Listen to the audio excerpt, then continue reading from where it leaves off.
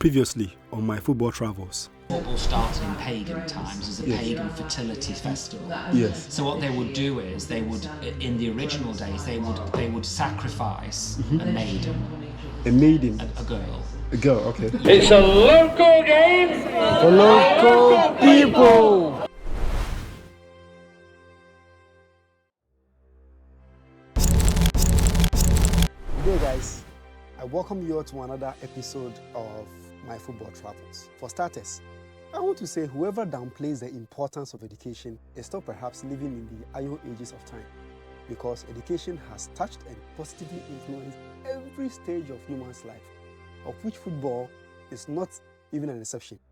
In today's episode, I look at the next journey of football after it had become part of pagan customs and culture. My name is Abdul Rashid Zakari, and you can call me Buck for short. If today is your first time here, I welcome you and really appreciate your time. Well, I have already captured how football started or how the game was played in ancient times in the first two episodes on this channel.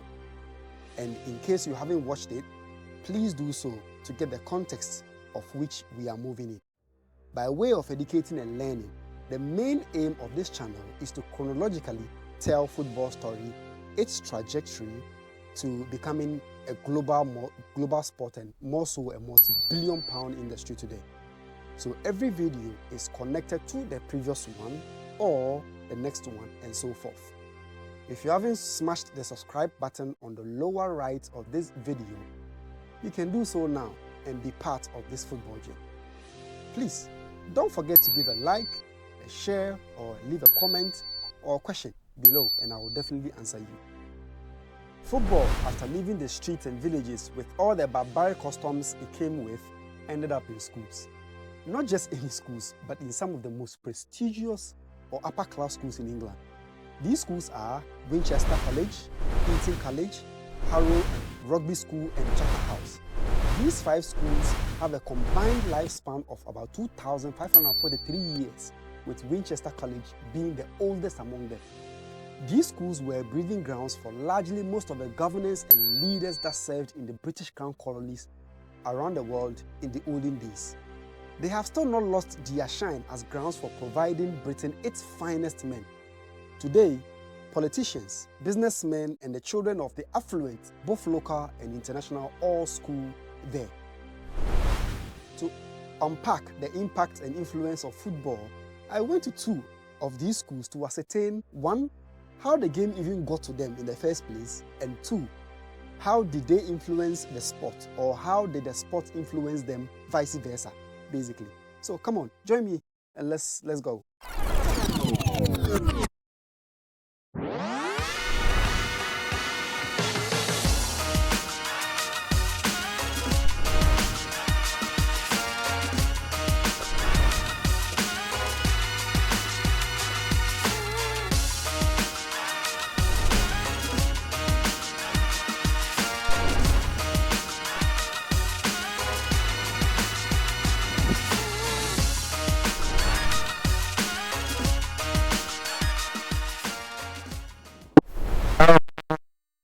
Right now in the premises of one of the most iconic places in the football history, Eton College, founded in 1440. This isn't just a school for the elite, it's a cradle of the beautiful game we know today. Long before stadiums and superstar players, Eton students were kicking balls against themselves and each other in chaotic matches that laid the groundwork for modern football. Here, rules like the Eton's field game and wall game shaped everything from passing to FIFA's fair play. By the 1800s, Etonians, students of Eton College, contributed to the blueprint used to standardize football in 1863. So today, we are here digging into how a schoolyard pastime became a global obsession.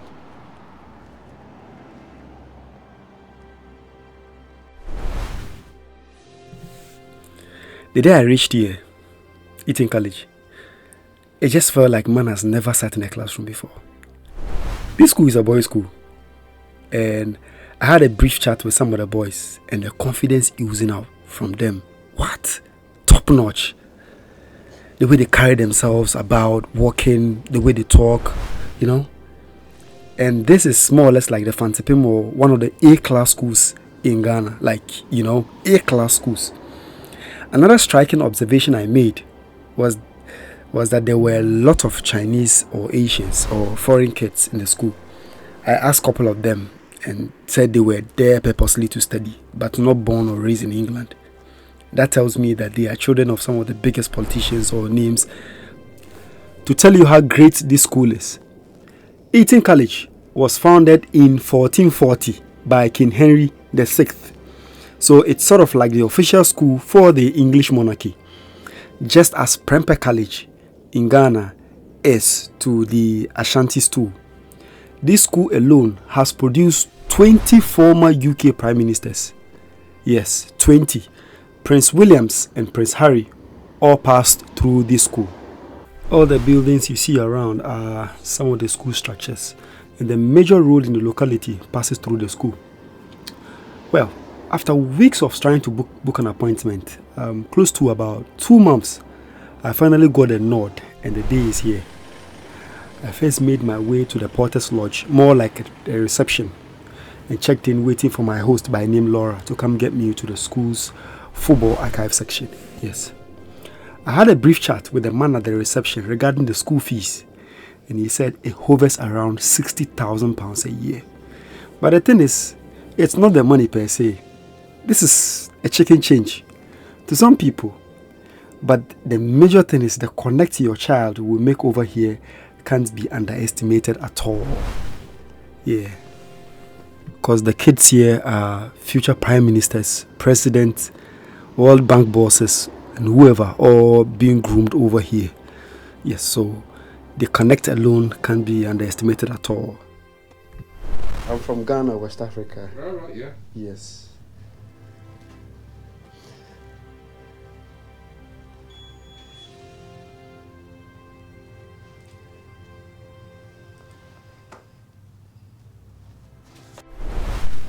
ASHID.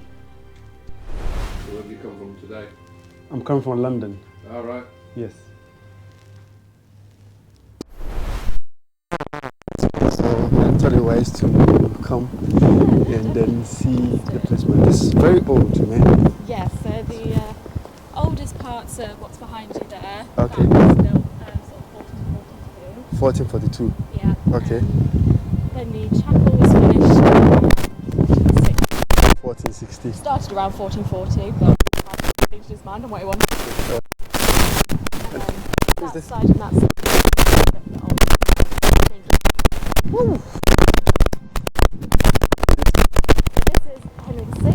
Henry VI is the founder of Eton. Okay. He's the founder of Eton. Yes. Henry VI. Henry VI. Okay. Was he one of the monarchs? Yes. Oh, okay. All right. He was Cool. the King of England. Okay. All right. That's fine. I'm really humbled to be here, Laura. Oh, I'm glad. Really, No, it's really humbled to be here. fantastic. Yes, I love it.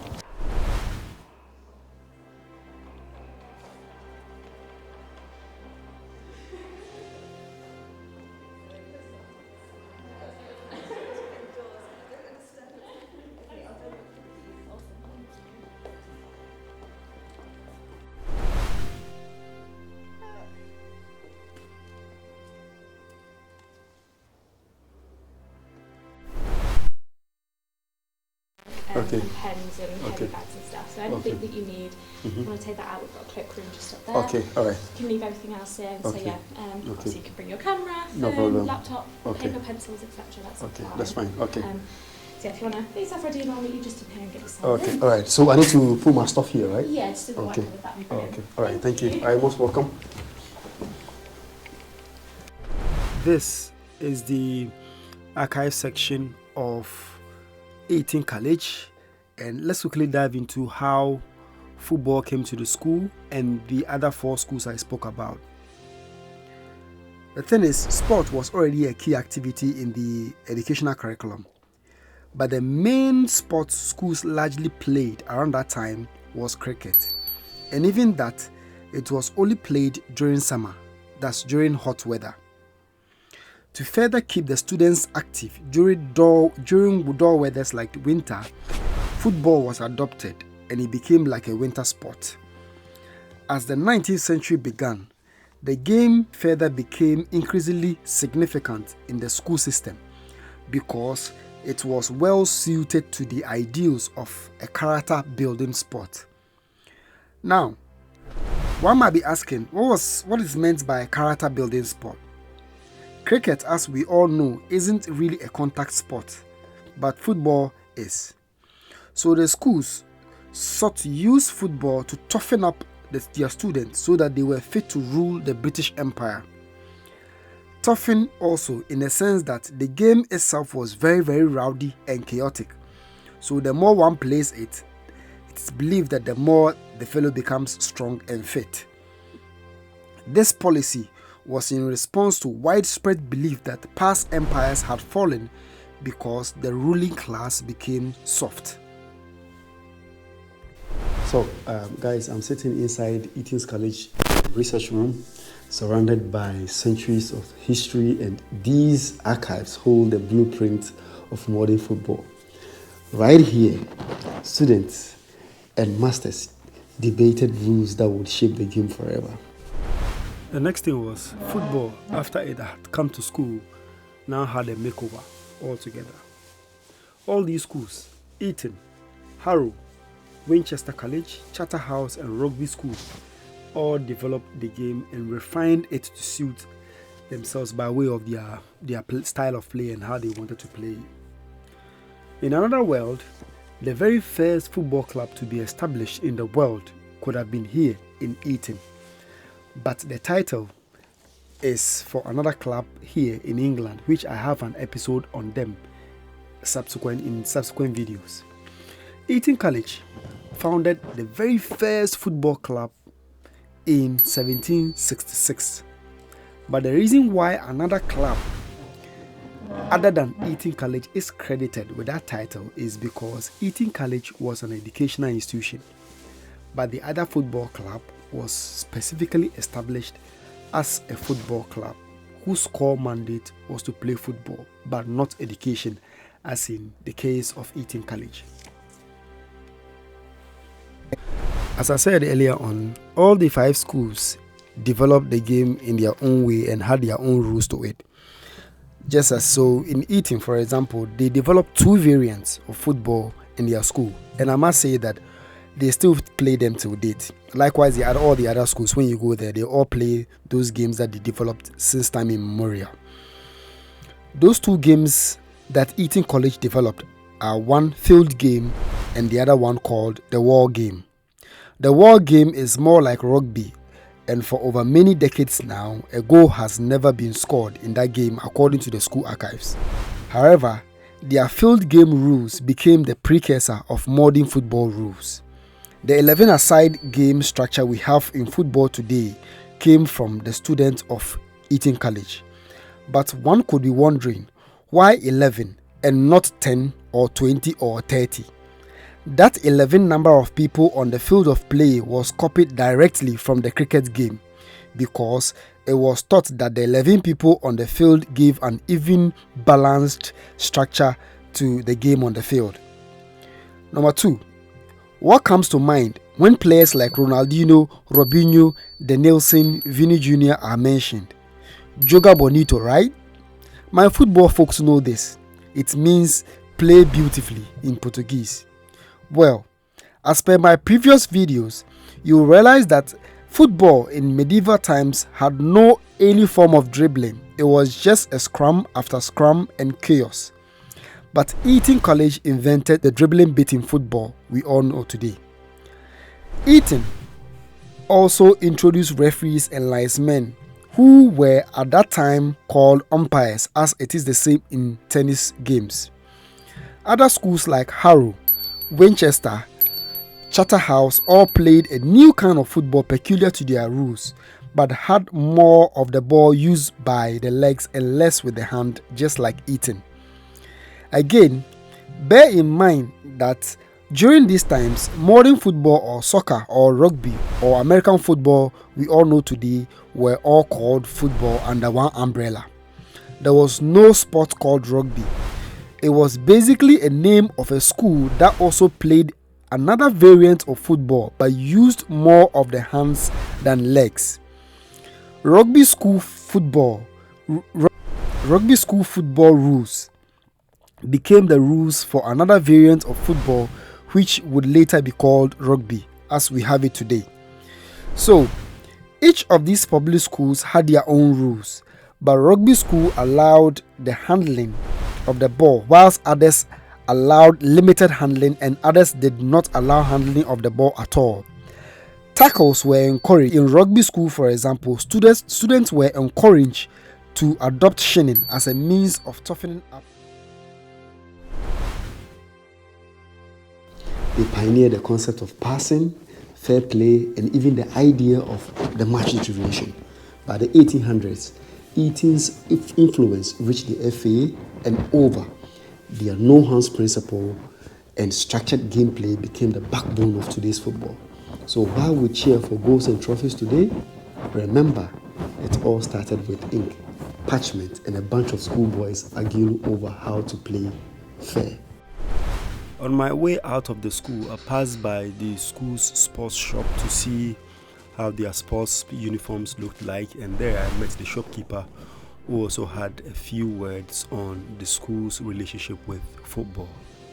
Yes, hear him out. They get offered their colours, awarded their colours, they come in here and they get these. So for example, we're talking about Prince Harry and William, for example. Yes. They would be awarded, that's their house colours. Okay, Mano. So you've got various other societies, obviously going with the football side of things as well. Sorry, I'm not tall enough. No. Start Association. First, that's your association, Okay. first 11. Yes, yes. It goes down to 3rd, 4th, 5th, and then you've got the under 16s, 11 as well. Okay. So when you're awarded your colours, you come in here and you get those. Okay. And then this is basically like a Bible of colours. Yes, yes, So it yes. helps you identify File. what colours are what, where Okay. they originated from, etc. Okay.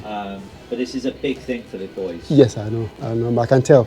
And you guys are the only shop selling these Correct. things. So Yes, we're the okay. only ones that do the house colours. Okay. The caps are for house captains and also for the caps of the games, etc. Yes, yes. When you leave, a lot of the boys do come in and they get the caps They play anyway. for- okay. So your pop, so when you go from your Okay. F blocks up into pop, and then when you Okay. leave, Okay. they will come in and get them. Okay. Same officiation with the skull and crossbones, that's Okay. the Villiers house Yeah, as well. okay. Same thing, logos Okay. are slightly different. Okay. But this is where they will come to get their colours, and also For the war game. they'll come in to get their game kits as well. So Okay. that's for, etc. So that's what All right. Good. that's what I mean. The history Okay. with Eton College, knowing all the games Yes. and everything, Yeah. it's fantastic. Yeah. It's a pleasure to be involved with, Yeah. and I have had the pleasure of actually playing Okay. some of the sports as well. Okay, so, yeah, cool. I've You been- attended Eton? I didn't know, so it's like Okay. an honorary sort of OE Okay. sort of Okay. thing. So I Okay. have played football. I played football with the teachers as well, which is Okay. a good thing. Okay. So yeah, it's building that relationship as well. Okay, It's perfect. a fantastic, Perfect. place. Perfect. All too soon, this is where today's episode ends. And in a nutshell, these are what I want you to take away. Football reached schools as early as the 15th century. Key among these schools are Eton College, Winchester College, Rugby School, Harrow School, and Charterhouse School. Football was adopted in these schools for the main purpose of toughening up students, because it was believed that many empires before collapsed as a result of the ruling class becoming soft. So, once these schools were breeding grounds for people who eventually ended up in colonial service, they needed to be toughened and hardened. Each of these schools developed their own rules to suit how they wanted to play football. Some of the rules developed by these schools banned handling of the ball. Other rules had limited handling of the ball, while some of the school rules supported full handling of the ball. The rules crafted by these schools would go on to serve as base rules of some of the most popular sports we have today. Example, the football rules developed by the rugby school would go on to become a full-fledged sport that had its name from the same school that developed it. Eton College, which was our main focus in this episode, developed two variants of football. They are the field game and the wall game. The field game students of Eton College developed had less handling of the ball and became the precursor of modern football rules.